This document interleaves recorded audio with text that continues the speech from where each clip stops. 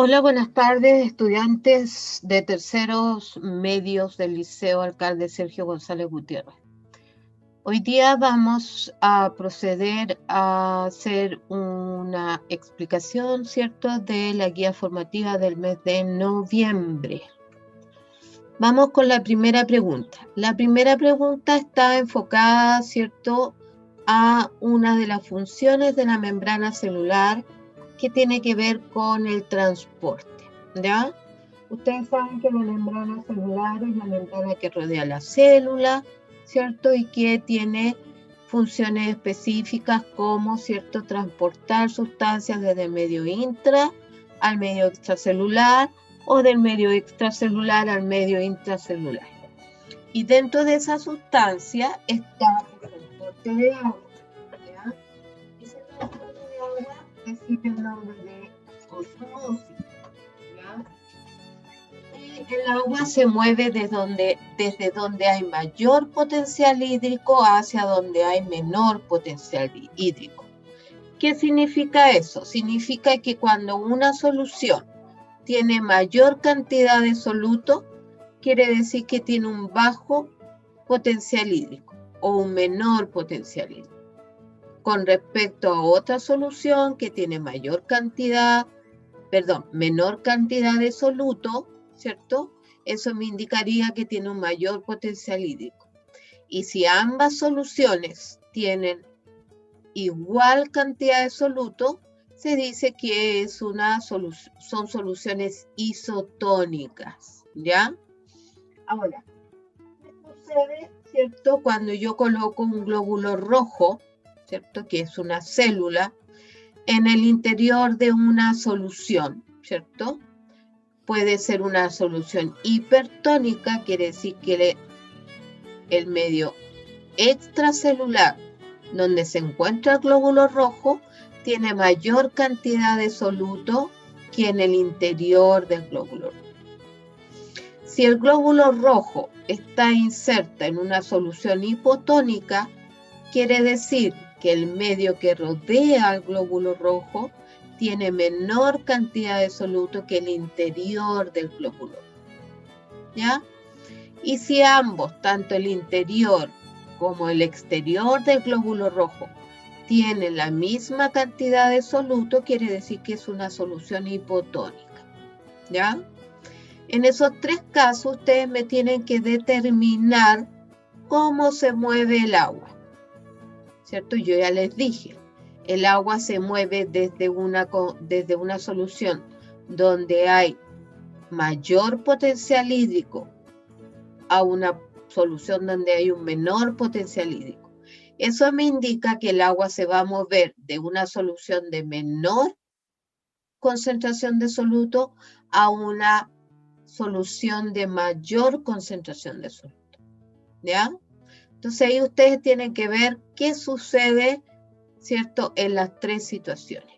Los dibujitos, ¿cierto?, les ayudan, ¿cierto?, bastante con el movimiento del agua hacia o fuera de la célula, ¿ya? La pregunta 22, que también está relacionada con la membrana plasmática, pero está relacionada con la estructura, cómo está compuesta esta membrana plasmática, ¿ya?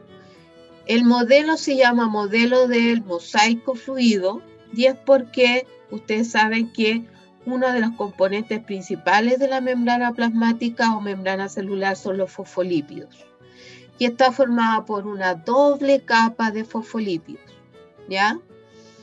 Hay una capa que da hacia el interior del citoplasma y otra que da hacia el exterior de la célula, ¿ya? Ahora, ¿por qué se dice que es asimétrico? Asimétrico me indica que, ¿cierto?, si yo separo ambas capas de fosfolípidos, yo debería encontrar lo mismo en la capa superior que en la capa inferior, si es simétrico. Pero cuando es asimétrico, yo debería entender que no tienen las mismas estructuras. A en biología significa ausencia. Entonces sería ausencia de simetría. Y simetría quiere decir que yo voy a encontrar lo mismo en la capa inferior que en la superior. 23. ¿En qué fase del proceso de división de una célula humana se observan 92 cromosomas y 92 centrómeros? Ustedes saben que existen los cromosomas simples, los cromosomas dobles y los cromosomas homólogos. Los cromosomas simples son aquellos que están formados por una sola cromátida, por ende tienen solo por una sola cromátida, ¿ya? Y los cromosomas dobles son aquellos que están formados por dos cromátidas. Esto quiere decir que el cromosoma simple se duplicó en la etapa de la interfase, que se denomina etapa S o etapa de síntesis, ¿ya? Los cromosomas homólogos son aquellos cromosomas que provienen uno de la madre y el otro del padre, que son de la misma forma y el mismo tamaño, que tienen la misma información genética, pero la expresión fenotípica de esta información genética puede ser distinta, ¿ya? Pero hay una etapa de la mitosis donde, ¿cierto?, los cromosomas dobles se separan y yo puedo encontrar 92 cromosomas y 92 centrómeros. ¿Qué etapa de la mitosis es esa?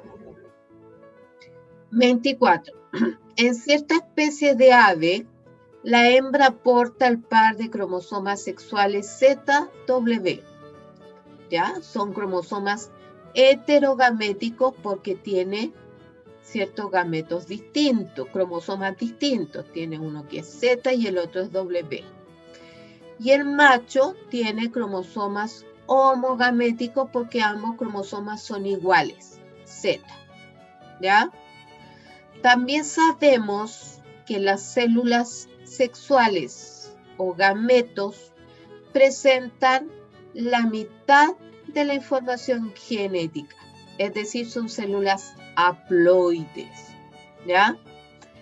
Si en esta especie los gametos normales presentan 20 cromosomas, es correcto afirmar que la dotación cromosómica normal es, bueno, si ya sabemos que las células sexuales o gametos presentan la mitad de la información genética, es decir, son células haploides, y una célula, ¿cierto?, somática, que no es sexual, debe de tener la dotación completa de los cromosomas. Son células diploides. Entonces tendría 40, ¿cierto? Ahí le estoy dando una pista. 25. El metabolismo corresponde a un conjunto de reacciones químicas que ocurren en el interior de la célula, existiendo algunas que producen energía y otras que requieren. El nombre que reciben dichas reacciones respectivamente corresponden a... Bueno, ustedes saben que todos los seres vivos realizan un conjunto de reacciones que se denominan metabolismo. En el caso de los humanos, ese metabolismo es aeróbico, es decir, necesitan la presencia de oxígeno para poder generar energía. Pero hay otra etapa del metabolismo que libera energía, ¿ya? Yo sé que el metabolismo tiene dos etapas, una que es el catabolismo y otra que es el anabolismo. Una me permite formar grandes moléculas, ¿cierto? Por lo cual yo requiero de energía. y el otro me permite degradar grandes moléculas en moléculas más pequeñas. Por ende, esa etapa libera energía, ¿ya?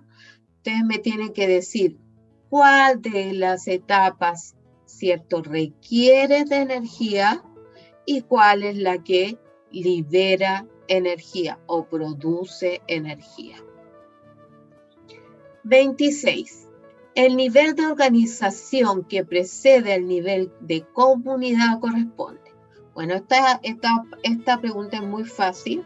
Tienen que ubicar, cuáles son los niveles de organización de la materia. ¿Ya? Tienen un orden. ¿Ya? Yo en este momento le estoy pidiendo cuál es el nivel anterior al nivel comunidad. 27. Se necesita obtener 3 moléculas de glucosa. Para ello se deben hidrolizar una molécula D. Hidrolizar quiere decir que yo tengo un disacárido, puedo tener un polisacárido y lo degrado en moléculas más pequeñas. Y una de esas moléculas pequeñas es la glucosa. Ustedes me tienen que decir cuál de esos disacáridos que están en pantalla se degradan en glucosa. ¿Ya? Yo les puedo decir que la maltosa es un disacárido que si yo lo degrado, obtengo 2 moléculas de glucosa. Ahí hay una pista. Pregunta 28. Dice, ¿cuál de las siguientes afirmaciones es incorrecta en relación con los carbohidratos? Aquí ustedes tienen que buscar cuáles son las funciones que cumplen los carbohidratos. ¿Y quiénes son los carbohidratos? Los carbohidratos son los que uno llama azúcares. Por ejemplo, la fructosa es el azúcar de la fruta. Y efectivamente, en los espermatozoides hay fructosa y de ahí los espermatozoides sacan, ¿cierto?, la energía necesaria para movilizarse. ¿Ya? La celulosa también es un carbohidrato y también forma parte de la pared celular. ¿Ya? Aquí ustedes me tienen que dar la respuesta que no es correcta con respecto a los carbohidratos o a los hidratos de carbono. La 29 dice, ¿cuál de las siguientes moléculas no corresponde a un lípido? Un lípido es una grasa. ¿Ya? Yo les puedo decir que la celulosa no es un lípido, es un carbohidrato. Ya lo vimos anteriormente. ¿Ya? De los 3 que están ahí, y creo que ya les di la respuesta, ¿cuál no es un lípido? Y la pregunta número 30 dice, ¿cuál o cuáles de los siguientes lípidos se encuentran formando parte de la membrana celular de los animales? Yo les di la respuesta en la pregunta número 1, cuando les expliqué que la membrana celular estaba formada por una doble capa de fosfolípidos. Pero además tiene otro lípido que está ahí presente. Ustedes tienen que averiguar cuál de los dos, el cortisol o el colesterol, forma parte de la membrana plasmática de los animales. Porque en la membrana plasmática de los vegetales no hay lípidos. Ya, chiquillos, espero que con esto, ¿cierto?, con esta explicación les pueda ayudar, ¿cierto?, a resolver la guía formativa del mes de octubre. ¿Ya? Está fácil. Muchas de estas respuestas las pueden encontrar en Facebook. Echen un vistazo y verán que les irá muy bien. Un abrazo y cuídense. Hasta pronto.